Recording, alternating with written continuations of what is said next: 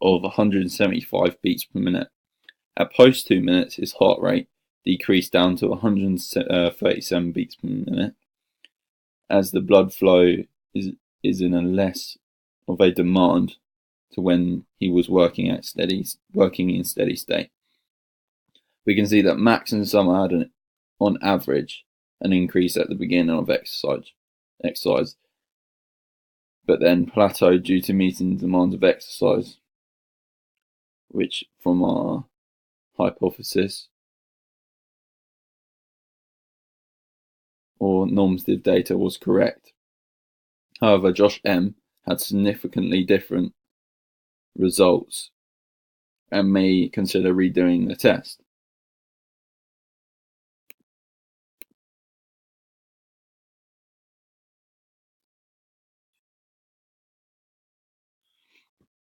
Moving on to the client's blood pressure. Your client seemed to have different blood pressures beyond steady state exercise. One decreased at an average of 10%, whereas the other increased in 20% in the first 2 to 4 minutes of exercise. There will be an increase of 100 mmHg between minute 6 and 12. Post exercise was different again, as one increased as the other decreased. Normative data for blood pressure will suggest for systolic blood pressure it would increase as the intensity increases, but for diastolic you'll see a slight increase of 5 mmHg, but then stays level, plateaus. You can see that Max has a decrease in blood pressure in the first 4 minutes, 150 to 100, but then increased from minute 4 to 8 where it is highest, compared to Summer with an increase in blood pressure 63 to 110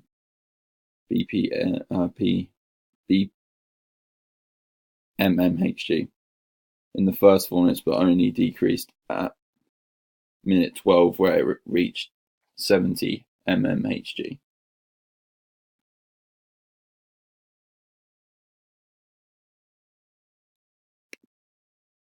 O2 saturation. The clients remained around the same percentage throughout, even when the intensity increased, despite one client's results varied depending on the intensity of the exercise. Normative steady state exercise for O2 saturation would stay around 97% throughout the whole duration of exercise. And an analysis of the data. You can see that client 2 and 3's data had a similar approach for the O2 saturation, where it seemed to plateau at the same region throughout the whole exercise, around 96 to 98% range. However, client 1, his data had a significant difference, which could be retested to see if the outcome is different.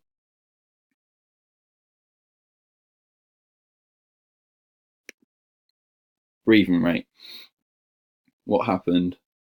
All clients had an increase beyond their breathing rate as they performed exercise. They performed on average an increase of 10% at minute 4 as the intensity of exercise started to increase in order to reach the 70 to 80% of their maximum heart rate. The normative data would show an increase at the beginning of exercise due to intensity increasing to work at 70 to 80% of their maximum heart rate. Breathing rate will then plateau as a participant will be working at a steady state for around 14 to 15 minutes. All the data seemed to plateau around 6 minutes. However, Max was working at a higher intensity due to the misfunction of the device that were used to measure his heart rate, meaning that Max was having to breathe at a higher level to maintain the demands of exercise and intake more oxygen.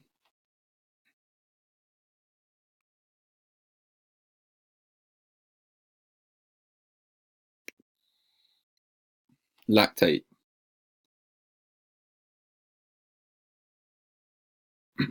Only two of the three clients had an increase when they performed exercise between 3 and 2 minutes. However, from 2 to 10 minutes, lactate levels only increased 1 to 2%. Then the lactate percentage decreased after the 10 minutes. Information disregarded. Josh had a much lower lactate throughout the whole test than the other clients. This could be down to the amount of blood produced by the client, or the lactate device may not have been working properly at the time of the test. Normative steady-state exercise would suggest that the lactate levels will increase due to the intensity of exercise increasing, but remains constant due to the steady state taking place. You can see that client 1 and 2 had an increase of 13 to 17% from the beginning of exercise, from 0 to 2 minutes. Client 2's lactate levels seem to plateau around the 2 minute mark, but client 1's lactate continued to increase till minute 10 of the exercise. However, client 3 remained low throughout the whole test.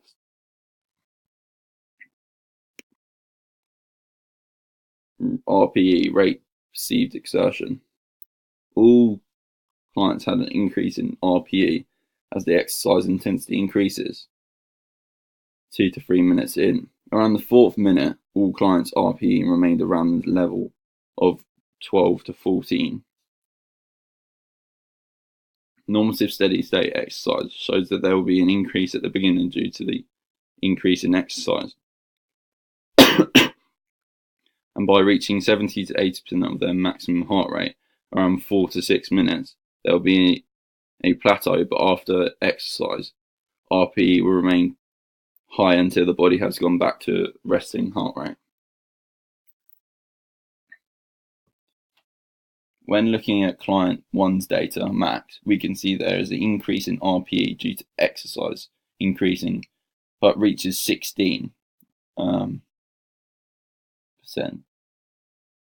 of the scale, meaning that he is working very hard, compared to client 2, Josh, starting very low at 10 RPE at 4 minutes to increase 60% up to 16 RPE at minute 20. However, when looking at normative data, we can suggest that the client 3's data showed a comparison to the comparison as their RPE should plateau in steady-state exercise, which shows it is taking place, so should need to apply more force to react to the threshold of 70 to 80% of their maximum heart rate.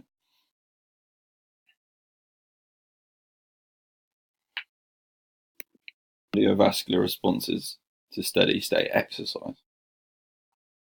To obtain the heart rate from the client, we used an oximeter, which is placed on the end of the finger. We also used a Fitbit watch, which read the client's heart rate via the wrist. During steady-state exercise, the normative data suggests that there is an anticipatory rise prior to exercise, meaning that the heart rate increases for the short duration of time. At the beginning of exercise, the heart rate increases as the intensity rises. 4 minutes into the body system meets the demand of exercise. Therefore, heart rate plateaus at the end of exercise, 20 minutes. The heart rate decreases eventually back to the resting heart rate. Client 1 and 2 had an increase at the start due to the sensory neurons detecting the activity taking place and sending impulses down to the central nervous system, therefore releasing the adrenaline and increasing the stimulation of the SA node. Moreover, from minute 3 to 18, we can see that there's only an increase of 10 to 20 beats per minute for all participants. This is because there is enough oxygen supplied to the working muscles. There is a minimal increase of heart rate during minute 3 to 18. This compares to our hypothesis when suggesting the data would plateau, whereas client 3 decreased at the start and plateaued towards the end of steady state exercise. Client 3's heart rate at the beginning of exercise was 105 beats per minute. This could suggest that when he started steady state exercise, his heart rate was initially high but decreased slightly when starting to exercise. This could be down to the warm-up that was done before, which was at a higher intensity.